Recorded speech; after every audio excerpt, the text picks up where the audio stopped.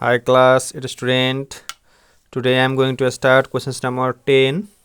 Questions number 10 I am going to start now. Up to questions number 9 I have already completed the videos. You can check the playlist. Playlist ma video check गर्नु होला. आज म questions number 10 गर्न गइरा छु. Given that a 2, 7, b 5, 2, c 2, 5 and d 5, 0 are 4 points. Total हाम्रो कतिवटा points दिएको छ, 4वटा पोइन्ट्स दिएको छ. ए बी सी डी गरेर 4वटा पोइन्ट्स दिएको छ र भनेको छ so that AB equal to CD, AB vector equal to CD vector prove गर्नलाई बनिएको छ. सो अब अहिले हामी सोल्भ गर्छौँ. And if you are new in this channel, यदि तपाईँ यो च्यानलमा नयाँ हुनुहुन्छ भने प्लिज च्यानललाई सब्सक्राइब गर्नुहोला र भिडियोमा लाइक कमेन्ट र सेयर गर्न नबिर्सिनु होला. Okay, so questions number 10. Questions number 10 A solution. Questions number 10a solution. Questions number 10a solution. Given points points given points are पहिला हामी पोइन्ट्सहरु के के दिएको छ त्यो लेखिहालौ. 2, 7 a and b 5, 2 c 2, 5 and d 5, 0. यो हाम्रो के दिएको छ त पोइन्टहरु दिएको छ. अब हामी के निकाल्नु पर्ने हुन्छ त एबी भेक्टर निकाल्नु पर्ने हुन्छ. Now AB vector equal to हाम्रो फर्मुला के हुन्छ x2 minus x1 y2 minus y1. हाम्रो x2 हाम्रो a र b पोइन्टमा x2 कति छ त x2 भनेको 5, x1 कति छ त 2, त्यस्तै हाम्रो y2 कति छ त 2 अनि y1 कति छ त 7. हाम्रो कति हुन्छ त यो 3 अनि यो -5. हाम्रो के भयो त ए भेक्टर आयो. हामीले यहाँ लेफ्ट ह्यान्ड साइड लेखौ, लेफ्ट ह्यान्ड साइड. त्यस्तै हामी आरएचएस लेखौ, आरएचएस राइट ह्यान्ड साइड. राइट ह्यान्ड साइडमा हाम्रो के छ त सीडी भेक्टर छ. सीडी भेक्टर इक्वल टु हाम्रो फर्मुला के छ x2 minus x1 y2 minus y1. हाम्रो x2 अब c र d मा यो हाम्रो c र d मा x2 कति छ त 5 छ अनि x1 कति छ त 2 छ. त्यस्तै y2 कति छ त 0 अनि y1 कति छ त 5 हो. कति हुन्छ हाम्रो 3 minus 5. हेर्नुस् त हाम्रो यो पनि 3 minus 5, यो पनि 3 minus 5 आयो. So therefore AB vector equal to CD vector proved. Equal to AB vector equal to CD vector proved. यति हामीले गर्नुपर्ने हुन्छ. त्यस्तै हाम्रो प्रश्न नम्बर B मा B solution. प्रश्न नम्बर B मा हाम्रो लेखौ given points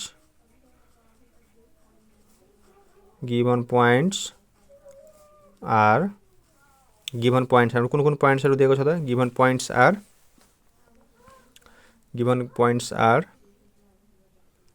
a 2, 3 b 4, 7 c 5, 1 and d 7, 5. Now left hand side मा हाम्रो के छ त AB भेक्टर निकाल्न हाम्रो फर्मुला के छ त x2 minus x1 y2 minus y1. अब x2 हाम्रो a र b मा यो a र b मा x2 कति छ त 4 अनि x1 कति छ त 2, y2 कति छ त 7, y1 कति छ त 3. कति हुन्छ त यो 2 अनि हाम्रो यो 4, 2, 4. फेरि हाम्रो राइट ह्यान्ड साइडमा हाम्रो के छ त CD भेक्टर इक्वल टु हाम्रो formula x2 minus x1 y2 minus y1. अब x2 x2 कति छ त हाम्रो x2 भनेको 7 र x1 कति छ त 5 y2 कति छ त 5 अनि y1 कति छ त 1 अनि कति हुन्छ त हाम्रो 2 5 बाट 1 घट्छ 4 हाम्रो 2 4 2 4 आइसक्यो लेफ्ट ह्यान्ड साइड राइट ह्यान्ड साइड प्रुभ भयो सो देयरफोर लेखौँ हामीले हेन्स AB भेक्टर बराबर CD भेक्टर प्रुभड यति हामीले गर्न सक्छौं Similarly, questions number 11, I am going to do questions number 11 in the same videos. Questions number 11 also I am going to do in same videos.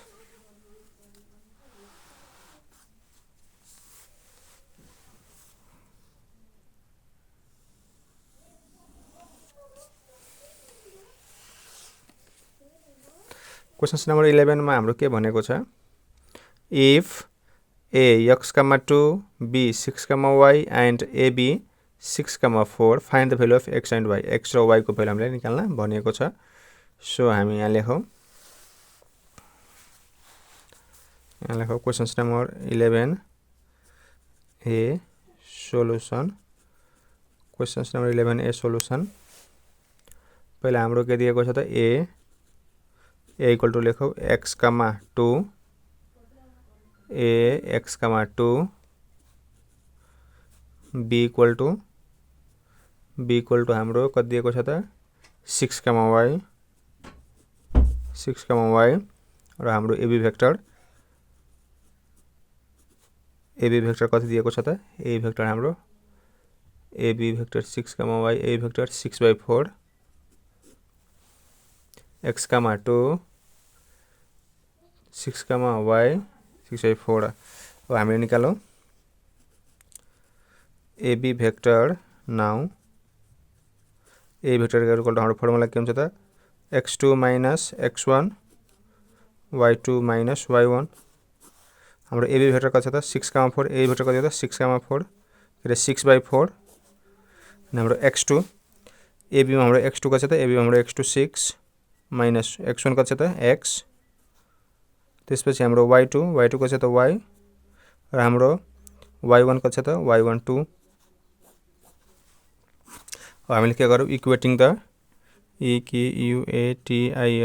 equating the corresponding corres ponding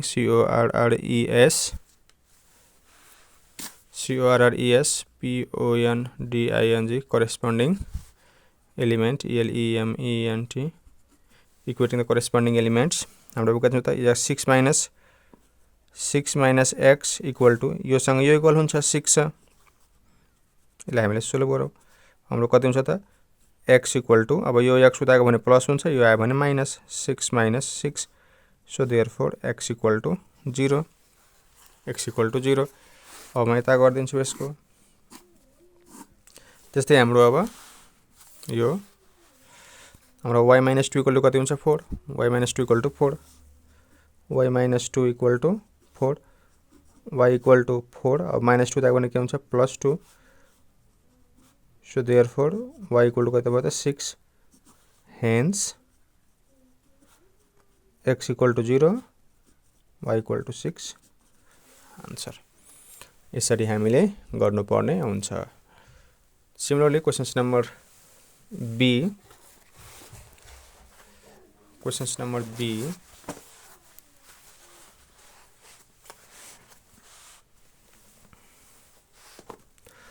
Questions number B 11 को B हाम्रो रहेको छ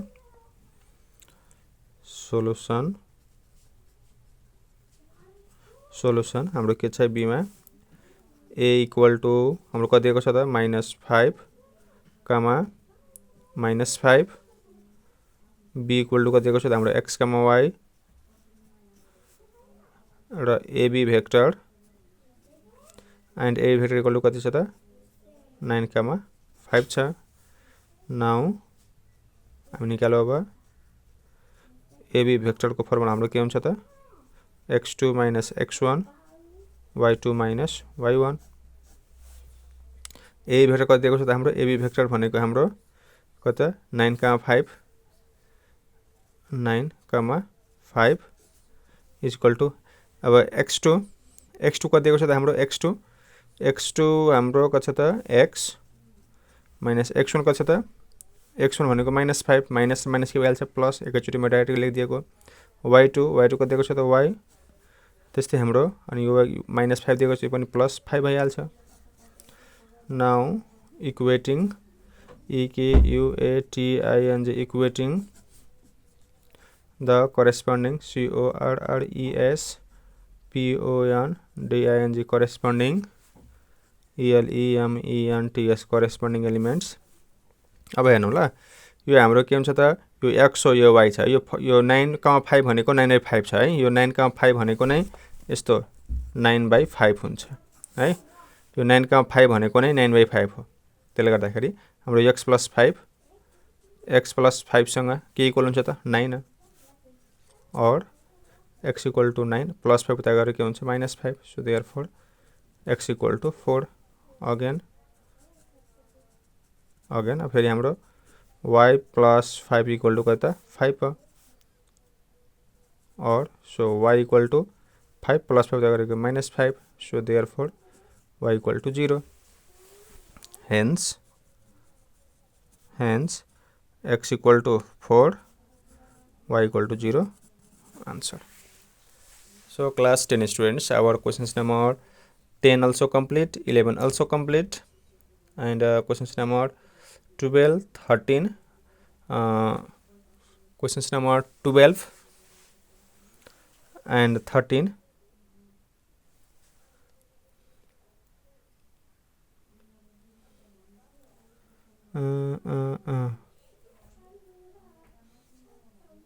questions number 12 I am going to do questions number 12 also in the same videos. Questions number 12 questions number 12 what is in questions number 12 a vector equal to b equal to vector equal to find a plus b magnitude a minus b magnitude. Questions number 12 also I am going to do here.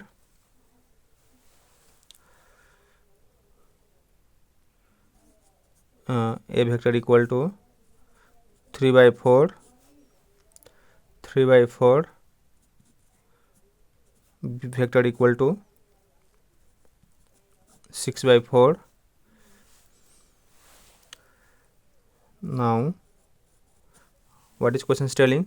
AB vector plus B vector हामीले AB vector A vector plus B vector निकालौं हाम्रो formula के हुन्छ त यो लेखौं 3 4 plus 6 4 3 plus 6 4 plus 4 9 8 हामीले के निकाल्नु पर्छ म्याग्निट्युड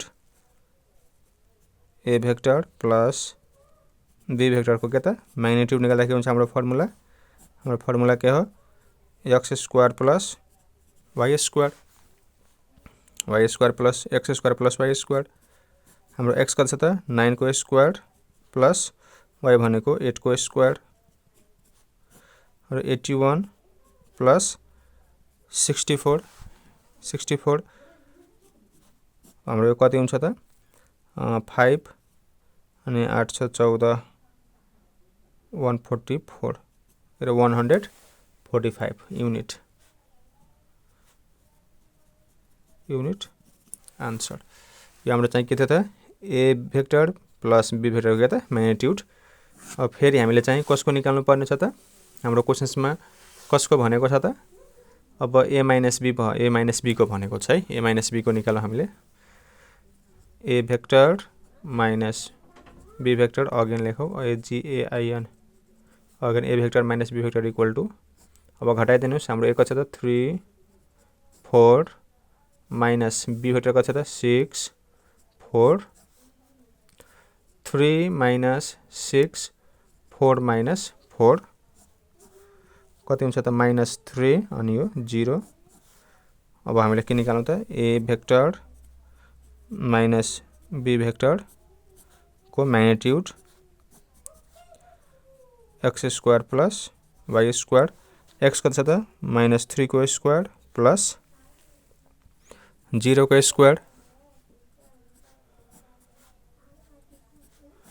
हाम्रो चाहिँ के हुन्छ त यो 3 को स्क्वायर कति हुन्छ हाम्रो 9 प्लस 0 कति भयो 9 9 भने कतिको हुन्छ त 3 युनिट